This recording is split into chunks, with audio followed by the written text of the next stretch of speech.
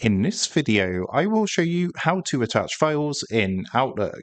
This should be a quick and easy tutorial to follow, but before we do continue, please consider leaving a like on the video and also subscribing to the channel. I really do appreciate it. To get started with this, as you can see, we're currently here on Outlook. What you're going to want to do is click to start a new email. Then what you would do is, of course, enter the relevant details, so who you're sending this to, the subject, and of course, the email content.